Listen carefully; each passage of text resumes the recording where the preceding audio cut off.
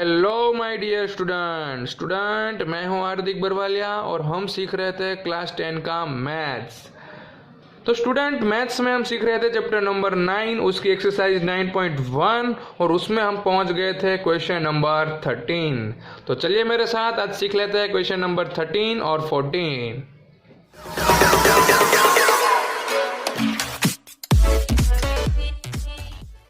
चलिए बच्चों, तो यहाँ पर 30 नंबर वाला सन आपके सामने आ गया है। 30 नंबर वाले सन में आपको क्या दिया है? As observe from a top of 75 metre high lighthouse. आपने लाइट हाउस देखा होगा, कहाँ पर होता है भाई? आपका जहाँ पर दरिया किनारा होता है ना, सी लेवल, वहाँ पे होगा, सी साइड पे। तो यहाँ से लाइट हाउस पर से 75 मीटर हाई है, वहाँ पर से हम देख रहे हैं सी लेवल एंगल ऑफ डिप्रेशन, यानी कि ऊपर से हम नीचे देख रहे हैं। क्या देख रहे हैं? डिप्रेशन एंगल है, यानी नीचे देख रहे हैं 2 शिप्स, 2 शिप्स को देख रहे हैं, 2 बोट है। कितने डिग्री पर एंगल बन रहा है? तो 30 डिग्री और 45 डिग्री बन रहा है। If one ship is exactly behind the other, यानी कि दोनों शिप एक दूसरे की लाइन में ही है, दोनों एक स्ट्रेट लाइन में ही जा रही है, ओके, और सेम साइड ही है of a light house. Light house के लेफ्ट या तो राइट, दोनों की सेम साइड ही है, ओके। तो find the distance between 2 ships, तो दोनों शिप के बीच कितना डिस्टेंस है हमें फाइंड करना है, ओके। चलिए यहाँ पर दिया क्या है आपको, तो पहले देख लीजिए। यहाँ पर आपके पास क्या है? एक सिंपल सा लाइट हाउस दिया है आपको, ओके। और यहाँ पर क्या है? आपका सी है, दरिया है। और यहाँ पर 2 आपको क्या दी है? शिप दी है। सपोज मैंने यहाँ पर 2 ड्रॉ कर दिया कि अगर फर्स्ट शिप आपकी यहाँ पर है, ऐसे बना देता हूँ मैं, ओके, और सेकंड शिप आपकी यहाँ पर है, ऐसे कोई होगी ना शिप, ओके, दोनों शिप है।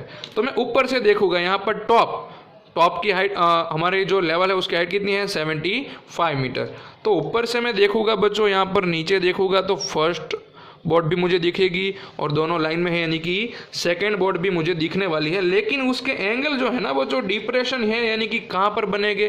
तो ऊपर जो हॉरिजॉन्टल लाइन होगी वहाँ पर बनने वाले हैं। तो भाई वहाँ ऊपर एंगल बनेंगे तो मेरा सम कैसे होगा बच्चों? तो यहाँ पर देखिए कुछ नहीं है कि आपको क्या दिया है कि भाई एक एंगल 30 का बन रहा है और एक 45 का बन रहा है। तो सिंपल यहाँ पर कौन सा 30 का होगा?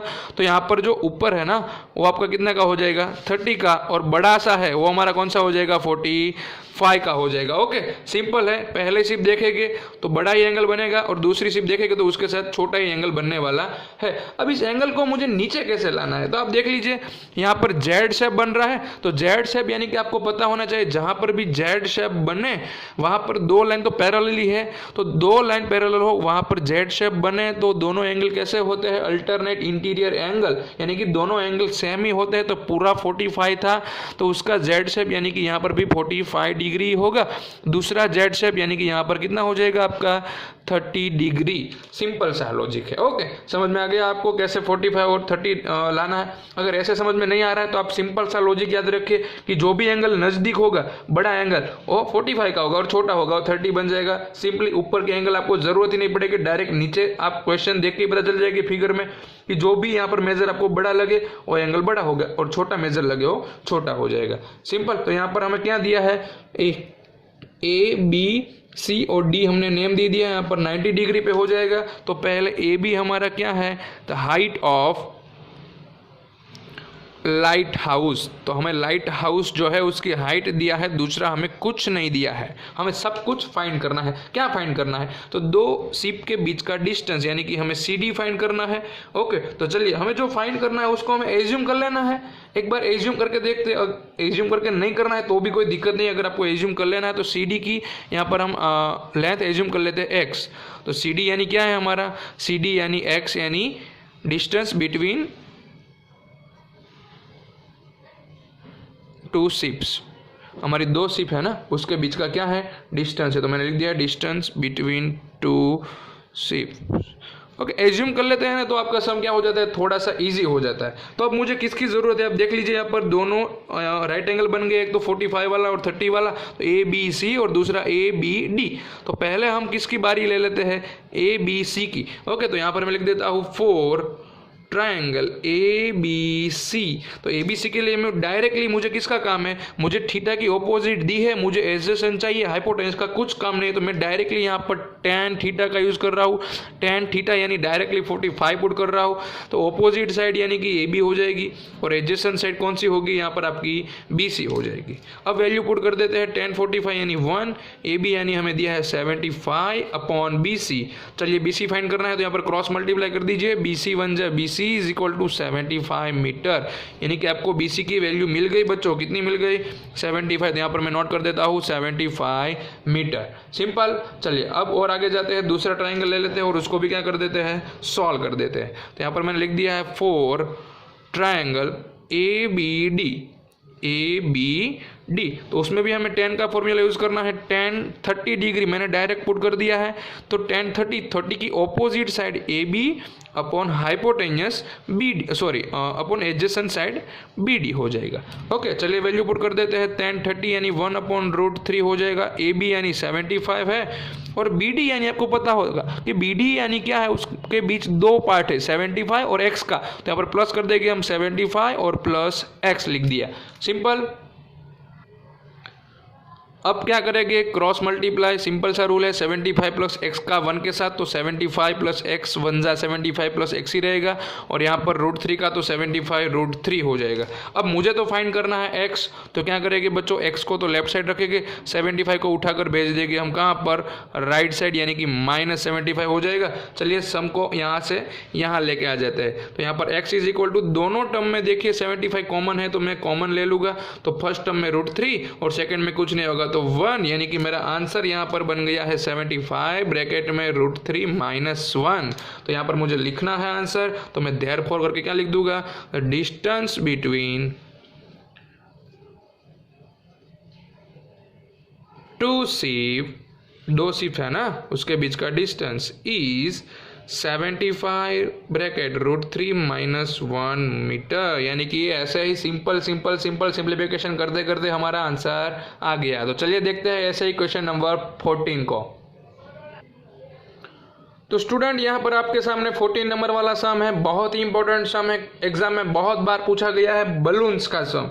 यहाँ पर देखिए आपको क्या दिया है और क्या फाइंड करना है।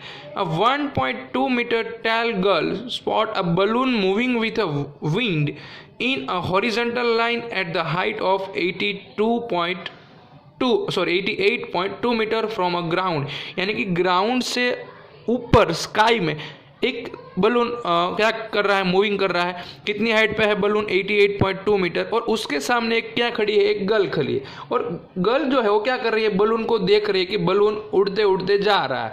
ओके, तो यहाँ पर आप देख लीजिए कि एंगल ऑफ एलिवेशन, यानी कि ऊपर देख रही है गर्ल जो है, of balloon from eye of girl at any instant is 60 degree. After some time the angle of elevation reduced to 30 degree. Okay भाई, पहले जब गर्ल्स है ना, यहाँ पर जो लड़की खड़ी है ना, वो बलून को देख रही थी तो 60 डिग्री का एंगल बन रहा था, यानी सिंपल है, पहले बलून उसकी नज़दीक था, उसके बाद क्या हुआ, तो कि भाई थोड़ी देर के बाद एंगल कितना हो गया, 30 का हो गया, यानी कि बलून थोड़ा दूर चला गया है। तो बलून ने कितना डिस्टेंस कवर किया वो हमें फाइंड करना। तो यहाँ पर देखिए हमें इतना डिस्टेंस फाइंड करना है ना, यानी कि कितना, यहाँ पर देख लीजिए आपके पास है 2 पॉइंट, जितना हमें डिस्टेंस फाइंड करना है। तो यहाँ पर आपको क्या करना होगा, ऐसा ही सम हमने आगे किया था कि भाई हमें जो नीचे 1.2 हाइट दी है उसका हमें कुछ काम नहीं होगा, क्योंकि हमारे ट्रायंगल तो यहाँ पर बनने वाले हैं। ओके, सपोज मैंने यहाँ से नेम दे दिए है A, उसके बाद B, उसके बाद यहाँ पर दे देता हूँ C और D। तो यहाँ पर नीचे जो पॉइंट है उसको हम क्या करेंगे, अलग नेम दे देते हैं ABCD, यहाँ पर E, उसके बाद F, G और H, नेम आप कोई भी देख सकते हैं, उसमें कोई दिक्कत नहीं है। तो हमें तो यहाँ पर ए बी का काम है, ए बी और इस ट्राइंगल का सी दोनों कैसे हो गए, सेम ही हो गए ना। तो ए बी और सी मुझे चाहिए, तो मेरे पास तो टोटल हाइट है, टोटल हाइट में से मुझे क्या करना, इतनी हाइट को पहले माइनस कर देना है, पहले मुझे जो भी चाहिए मैं यहाँ पर फाइंड कर लूँगा। ओके, तो यहाँ पर मुझे दिया है क्या, पहले तो डीएफ हमारे पास क्या है, मेन DF is equal to height of girl, जो एक हाइट जो गर्ल है ना उसकी हाइट है। तो यहाँ पर मैं लिख देता हूँ हाइट ऑफ लेकिन हमारा जो एंगल बन रहा है वो हॉरिजॉन्टल लाइन से ही बनेंगे सभी एंगल्स। ओके, हॉरिजॉन्टल लाइन से फिगर आपको क्वेश्चन में दी है, तो मुझे तो ए बी और ई सी दोनों सेम है तो उसकी वैल्यू फाइंड करनी है। तो टोटल 28.2 है, तो यहाँ पर देखिए 1.2, यहाँ पर भी 1.2 होगा, यहाँ पर भी 1.2 ही होगा ना, बी एच जो है वो हमारा है। तो पहले क्या कर देंगे हम, ए बी के लिए टोटल 88.2 में से 1.2 को माइनस कर देंगे तो मुझे जो ए बी चाहिए ना वो मिल जाएगा। तो यहाँ पर सम इजी करने के लिए आपके पास दो डिस्टेंस है, A B is equal to G C, sorry E C, दोनों सेम ही है। कैसे मिलेंगे, तो टोटल 88.2 में से यहाँ पर नीचे का जो है वो मैंने माइनस कर दिया, तो मुझे आंसर क्या मिल जाएगा, 2 में से 2 जाएगा तो 0, 8 में से 1 जाएगा तो यहाँ पर क्या हो जाएगा, 87 हो जाएगा। ओके, यानी कि 87 मीटर मुझे आंसर मिल गया है किसका, ए बी का और ई सी का। मैं यहाँ पर नोट कर देता हूँ कितना डिस्टेंस है हमारे पास, 87। दोनों ट्रायंगल में 87 का क्या है, थीटा की ऑपोजिट साइड दी है, मुझे फाइंड करनी है दोनों की एडजेसेंट। यहाँ पर मुझे पूरी मिल जाएगी, यहाँ पर मुझे सी डी मिल जाएगी, दोनों का माइनस कर दूंगा तो मुझे क्या मिल जाएगा, बी सी। बी सी यानी कि क्या है, तो जो बलून ने डिस्टेंस ट्रैवल किया वो बी सी ही है, तो मुझे मिल जाएगा। तो यहाँ पर मैं बारी बारी दो ट्रायंगल को यूज कर लूँगा। पहले मैं यहाँ पर लिख देता हूँ 4 ट्रायंगल, कौन सा ले लेते हैं, छोटा वाला लेना है तो छोटा वाला, तो यहाँ पर कौन सा हो जाएगा हमारा, डी सी ई, तो 4 ट्रायंगल डी सी ई। डायरेक्टली मैं 10 कितना पुट करूँगा, तो 60 डिग्री, बड़ा सा होगा ना, यहाँ पर आप देख सकते हैं ट्रायंगल में बड़ा एंगल आ जाएगा। तो ऑपोजिट साइड यानी कि कौन सी है, ई सी, और डिवाइड में एडजेसेंट साइड सी डी हो जाएगी। 10 60 डिग्री, तो भाई उसका आंसर तो हमें पता ही होगा, √3 टेबल पर से। इसी हमारे पास है, जी हाँ, कितना है यहाँ पर हमने फाइंड कर लिया 87, और डिवाइड में है सी डी। तो मुझे सी डी फाइंड करना है, तो सी डी की वैल्यू क्या मिल जाएगी, तो सी डी यहाँ पर मल्टीप्लाई में तो √3 डिवाइड में आ जाएगा, यानी कि 87/√3 मीटर। सिंपल था। चलिए इसी तरह से दूसरा ट्राइंगल ले लेते हैं, 4 ट्राइंगल, कौन सा आप लेंगे, डी सी तो ले लिया ना, तो डी बी ए, तो यहाँ पर डी बी ए, आपको ए बी डी लिखना है, लिख सकते हैं, उसमें कोई गलत बात नहीं है। टेन थीटा का यूज़ करेंगे, 10 30 डिग्री, आप देख सकते हैं यहाँ पर ए बी डी, तो उसमें छोटा सा एंगल आ रहा है 30, तो उसकी ऑपोजिट साइड तो ए बी हो जाएगी, और डिवाइड में पूरी बी डी। तो चलिए अब वैल्यू पुट करते हैं 10 30 की, तो 1/√3 हो जाएगा। ए बी हमारे पास है 87, और बी डी हमें फाइंड करना है। ओके, तो चलिए बी डी को यहाँ पर मल्टीप्लाई में ले जाते हैं, तो बी डी 1 जा B D is equal to 87√3 metre. हमें आंसर मिल गया यहाँ पर बी डी का भी। अब हमें जो फाइंड करना है कि भाई दोनों बलून के बीच का डिस्टेंस, बलून पहले यहाँ था, यहाँ आ गया, तो कितना डिस्टेंस कवर किया, BC जितना, तो हमें फाइंड करना है BC। यहाँ पर ऊपर देख लीजिए, तो यहाँ पर क्या करना पड़ेगा BC फाइंड करने के लिए, तो जो पूरा डिस्टेंस है उसमें से CD को निकाल दीजिए, यानी कि पूरा मेरे पास BD है, उसमें से मैं CD को निकाल दूंगा, माइनस कर दूंगा। तो BD कितना मिला यहाँ पर देख लीजिए, यहाँ पर नीचे 87√3, उसमें से माइनस क्या करना है CD, यानी कि 87/√3। भाई √3 डिवाइड में है, तो पहले तो एलसीएम लेना पड़ेगा, तो धीरे धीरे एलसीएम लेते हैं।